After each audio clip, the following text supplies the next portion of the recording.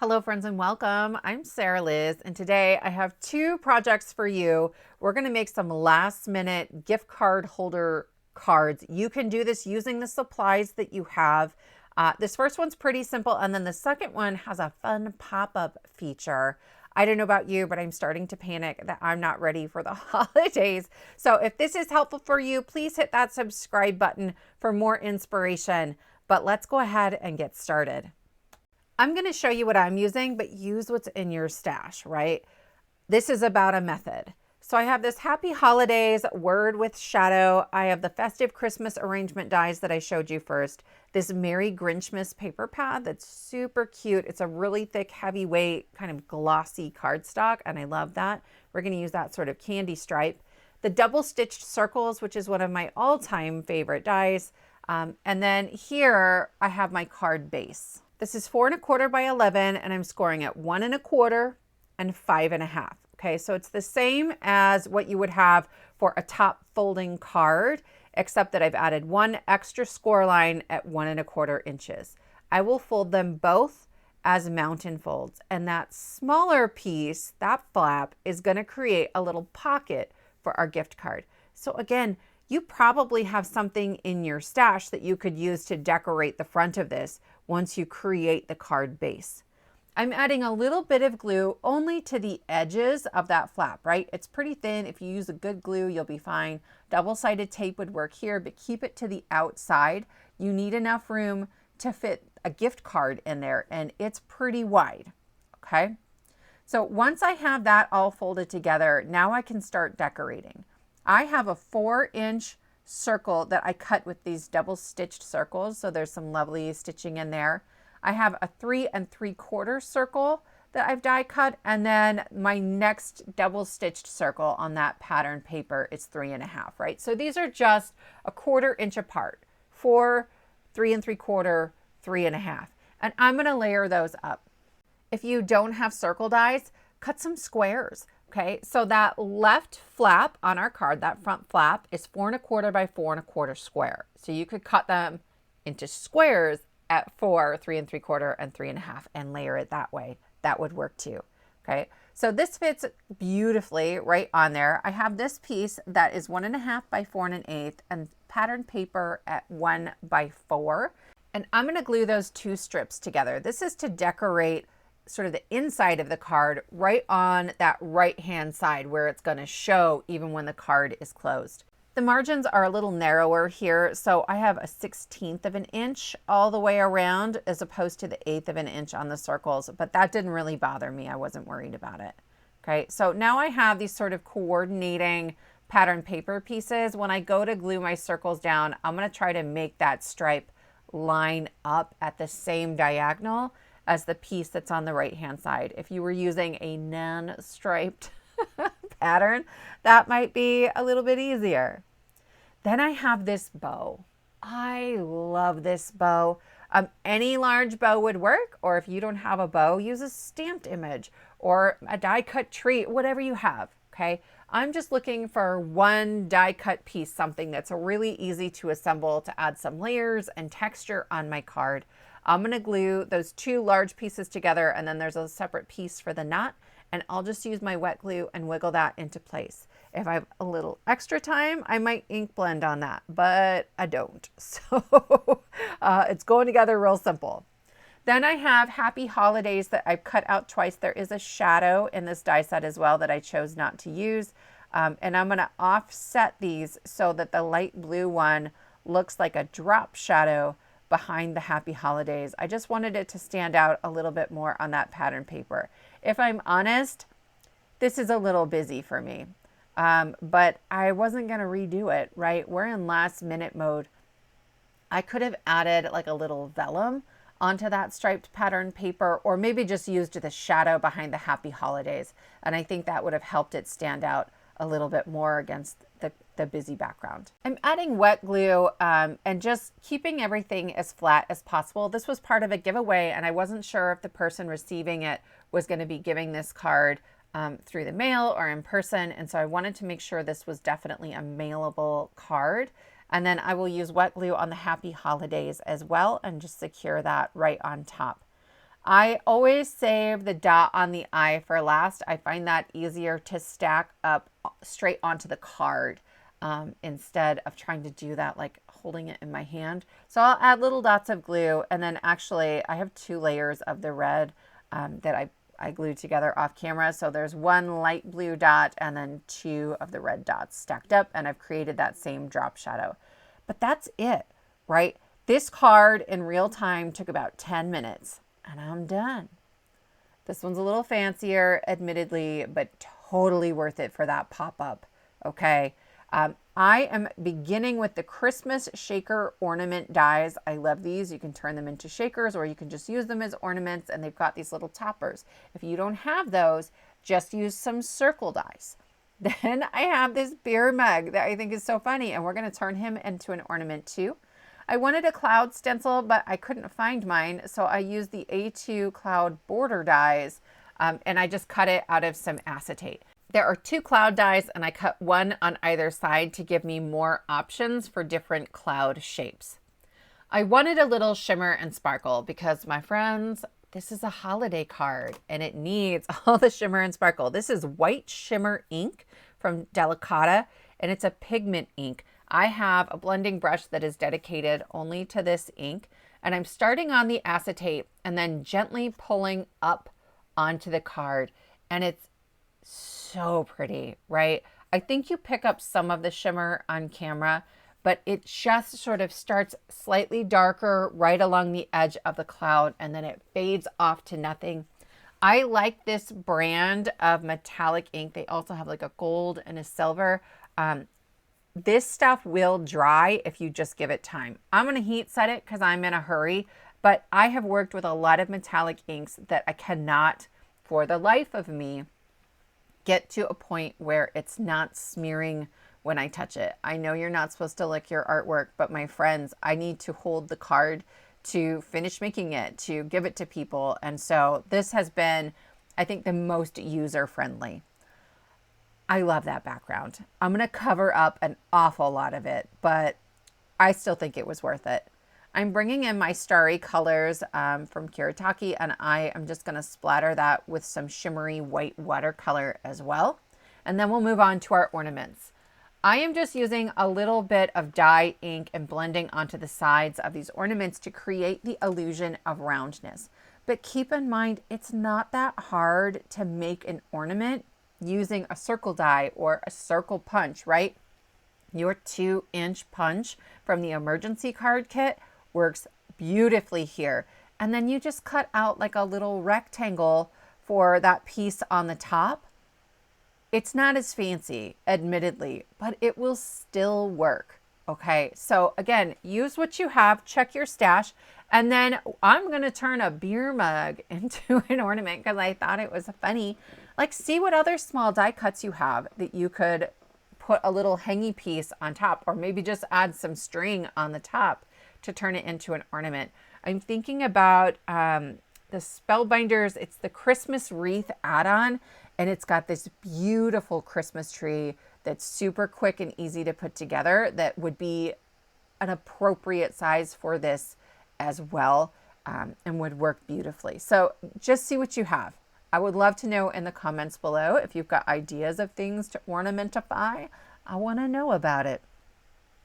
I'm just adding a little bit of glue to the tops, and then I will glue that sort of topper on there. And now I'm going to put my beer mug together. I want that foam to look extra, extra foamy, and here's how I'm going to do it. I took my foam die cut and pressed it into my Versamark ink, so it's heavily inked up. It's just an embossing ink. And I am adding Marshmallow Puff embossing powder from Brutus Monroe. To make sure I could get that all over and on the edges, I just added that to a little like scrap strip of cardstock so I don't burn my fingers. But you can see how that embossing powder kind of puffs up a little bit when you heat it, and I love that as a fun accent on here. I cut the actual beer out of some gold foil cardstock, and I'll just glue that to the center and then add my foam kind of hanging off the side. I'm adding it only at the bottom for now. I suppose if I had added this straight onto my card, that might have been a little easier, but I wasn't sure about placement yet. Once I get my beer put together, then I can grab one of those toppers and just add that on the top and turn it into an ornament as well. Because I'm gluing onto sort of a slicker surface because of that embossing powder, I switched to my Nuvo Deluxe adhesive, and that'll make sure it stays in place really well. I wanted to stamp something on the inside, and I'm going to do that before I put the card together. This is from the Reindeer Games Sentiment Stamp Set from Cat Scrappiness. And it says, "Let's get blitzin'," which I think is so funny because of the beer mug. Anyway, I put the whole card base in my mini Misty, and I will just line that up, and I'm going to stamp it with my favorite black ink a couple of times, make sure I get a good impression. I'm pressing kind of lightly because they are such thin letters, and I don't want to squish them while I'm making it. Back in November, I released a free printable with this pop-up feature. I will link to that video below and at the end of this video, but it's super simple. This piece is 3.5 by 1 3/4, and I'm going to score it in half at 1 3/4 of an inch. Okay, so it's just scored in half. Then I'm going to score from each of the top corners down to that score line in the middle. I have a little line that I've added to my scoreboard with some white pen to help me find that. But I'm really just scoring right through the middle of that square on the right and then through the middle of that square on the left. I'll line up the top tip at the 3-inch line, and then I will line up that bottom middle score line at the 3-inch line. Okay, so I am just going to add those score lines in there, and you can kind of see it. I've created a V down to the middle and a line down to the middle. Each of these needs to be folded as a mountain fold. Okay, so I'm showing you here, all of them are mountain folds. And that's it, that's our mechanism. Now, I scored mine a little bit off, so we're gonna trim off a little bit just to make it fit a little easier. I don't worry about it because trimming it doesn't matter, okay? So I'm gonna label these A, B, C, and D. Those are the different triangles on my mechanism. All right. I need to fold back D and A. This is going to look like a little triangle, and I have these 2 flaps in the back. I'm pressing them really, really well with my bone folder. The more you break down those folds, the flatter this mechanism will lay in your card. I highly recommend like an 80-pound cardstock for this. 65 is a little too flimsy, but 100-pound adds a lot of bulk. Okay, so 80-pound is ideal. So when I fold this together, you can see I have this little bit popping up behind the back. I'm just going to trim that off. Not a big deal. Then when I flip it over, you can see that my 2 pieces overlap. I don't want them to overlap. So right along the bottom on D and A, I'm going to take a little triangle wedge off the bottom. That will just ensure that they're not overlapping in the back. It's not very big. You might not need to do that. It really just kind of depends on how well you scored and folded. I did not a great job here. D was still overlapping, so I'm going to take another wedge off. It's fine. So now you can see when those are folded flat, I can see the score line in the middle. That's what I need. Perfect. Now I can start adding this into my card. Ultimately, you'll be able to see triangles B and C when the card is finished. So I'm going to erase those 2 letters, but A and D, you won't be able to see at all, so I can leave them. I'm adding glue all over triangles A and D. Okay, it's a really thin layer, but it is all over it. See that? I want to make sure that this is going to stick in my card well. I highly recommend wet glue for this because it gives you a little wiggle time. I need to fold back both of those triangles. My finger's going to get just slightly gluey. It's not a big deal.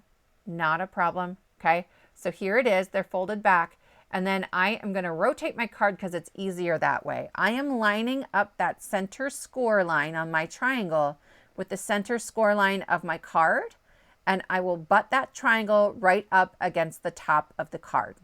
Okay, so score line, everything is flush at the top. Now, this is really important. While the glue is still wet, you need to close that card and you need to check that it's going to fold shut.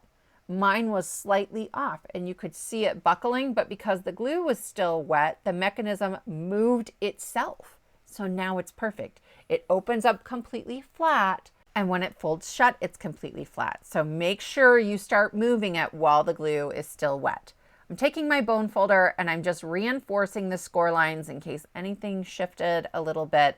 I want to make sure that this isn't going to be super bulky, that it's not going to try to pop open on its own. Okay, so there's my mechanism and it is moving beautifully. I'm going to add some removable adhesive. This is from Add-Tech. It is my favorite, and I'm putting it only on triangle C. And then I will add that gift card right against where the mechanism meets the card. If it overlaps it, it won't shut. But if you just put it, right along that, slightly above, it folds diagonally down into the card and hides. And I love the pop on that. You get such a great reveal that I think is really unexpected. Okay, so now back to the front of our card. I am arranging my ornaments and figuring out where I like them. I love them here.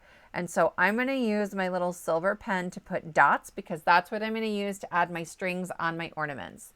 I completely forgot that I had flicked on all those metallic flicks. And when I go to find where my dots are and add lines with my ruler, I have no idea what is a starry flick and what is a dot for an ornament. So I do okay on the first one. And then from there, I have to get a little creative and things end up moving. It's fine. Everything ended up somewhere fun. But just, a heads up, you might find a different way to mark the tops of your ornaments, or you might wait to do the starry flicks until you've drawn your lines. Either of those would work. So you can see me here kind of moving things around and trying to figure out, like, did I draw that where I meant to draw that? I will save you me trying to sort out the rest of that. But in the end, I have 4 strings or lines drawn on there. One of the ornaments is far enough off to the side that you wouldn't see the string holding it. And I'm going to add these with wet glue. Okay, it gives me just a little bit of wiggle time. I just let the string come right down into the center of that. You could use floss, some kind of fun ribbon for that. Any of those things would work. Like whatever looks good to you, whatever you have in your stash. I will glue down the other 2 ornaments flat as well. And then I'll take this to my trimmer to remove the excess cardstock. On just one of those pieces, I was going through 2 layers. And so I don't always trust me with scissors if there's a little extra bulk on there. I did add some 1mm thin foam to my beer mug because I didn't want him to look cattywampus on there, right? He's overlapping some other layers of cardstock. And then I will go ahead and add this entire panel to my card. I like to do the pop-up feature essentially on a blank card base as opposed to a finished one in case I mess that up and feel like it's not fitting the way I want it to. But this is it. That finishes our card. We have these fun ornaments, a cute beer mug ornament, and then it opens up. Let's get Blitzen, and there's a spot for a gift card that pops up and out of the card. I hope this was helpful for you. I hope you'll try these techniques. I would love to know which of these is your favorite, which one you think you might try. Don't forget there is a link to the pop-up mechanism printable at the end of this video and in the description box below. Thank you so much for joining me, and I will see you next time.